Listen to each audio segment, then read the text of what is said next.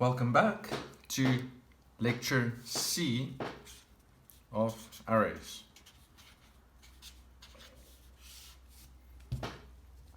Now we know how to declare an array. We know how to utilize a for loop to work with each specific element in the array. Now we need to understand how to send an array to a function. Okay. So let's quickly create a program again. SFD201T int main void, and then we're going to declare an array called ARR of size 10 semicolon. Now we want to go and send this array to a function, but let's quickly give that array specific values by using the curly bracket method. I will call it the curly bracket method. So now we know that all the values, all the elements in this array has a value of 0. Now we want to send this array to a function. Okay, so let's quickly go and create a function. So let's say this function has no return type and it's called func1. Okay, now function1 needs to receive this array, so we want to go and call function1 and we want to send now this array to this function. And how would we do that? So first of all, we need to give the type of the array, and we will give it either A, and how you indicate an array that will be received is with the square brackets. Okay, and you don't indicate the size in the parameters. So now this function can receive an array. So how do we send that array? With a function call, we just say ARR. Now, as you can see, we can't define the size here. Okay, so please never define the size in the function1. We don't define the size there. So this function receives an array, but this function doesn't know what's the size. So we need to send the size of the array to the function as well. We can't just send the array, otherwise we won't be this function1 won't know how big this array is and how to work with it. So we need to send the size as well. So we need an extra parameter of the size. Now size is an integer, so we can say int s, and that's all we need to send an array to a function. So int s is going to be our size, int a is going to be the array, semicolon there. So now we know that the array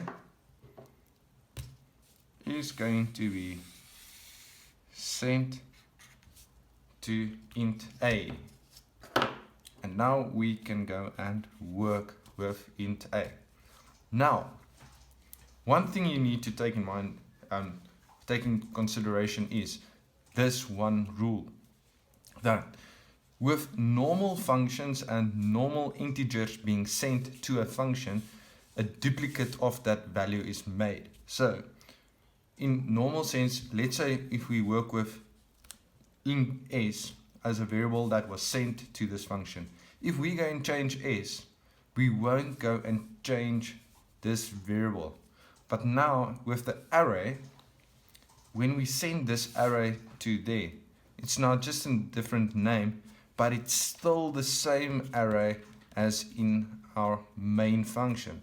So please make sure that if there's important information in this array, that you don't go and change it in your function, because you will in actual fact change your main array that's inside your int main.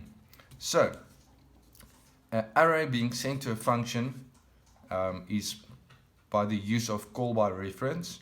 Now in this course we don't focus on call by reference, we only look at call by value, but arrays unfortunately only works with call by reference. So call by reference meaning that the array's reference is sent to the function and we're working with the actual array. Because just for the fact the developers of the C programming language decided if it's an array of size 1000, it's very not sufficient to copy 1000 elements to another array. It's going to be very power hungry and it's not going to be very efficient. So they decided that arrays can only be sent with call by reference. Okay, so just keep that in mind. So now what we can go and do is function 1, let's say function 1 is a display function. So we can go and create a counter variable. We can say for I is equal to 0, I is smaller than 10, I plus plus, and we can go and display whatever inside the array. So we will say A and in square brackets I. Okay, so this function 1 is now a display function. Let's say void function 2, and we want to go and create the function 2 with int a and int s. Oh, I forgot something. Okay, we send the size to this function, so we can't just say 10 there. We now assume that this array has a size of 10, but we want to actually use s there. Okay, let's say function 2 give each element, like the previous example in lecture B, a value of 1, 2, 3 up until 10. We can say function 2 array, we give the size semicolon,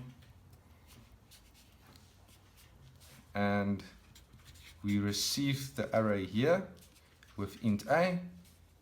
We have a counter variable for I is equal to 0, I is smaller than s, I plus plus, and what we do is a is equal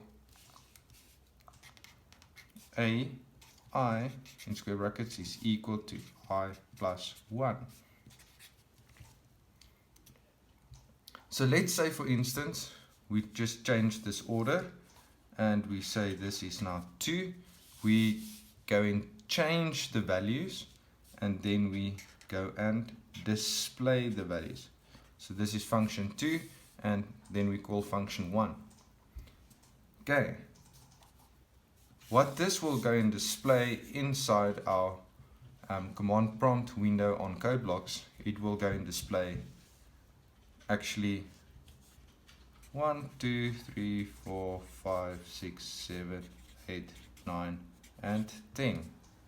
Okay, because we give it new values, it was 0 default for each and every element, but now we've go and change it and then we go and display it.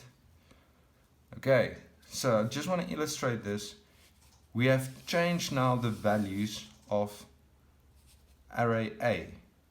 Okay, and then we call array again, we send that array again.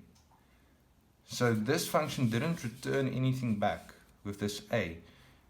With that rule in mind that it's called by reference, we have changed now ARR to the values for each element for 1 to 10, and then we can send that array. So now that we know that the values inside ARR is 1 to 10, we can send ARR, and we're going to print it, and you will see these values being displayed element for element using the for loop.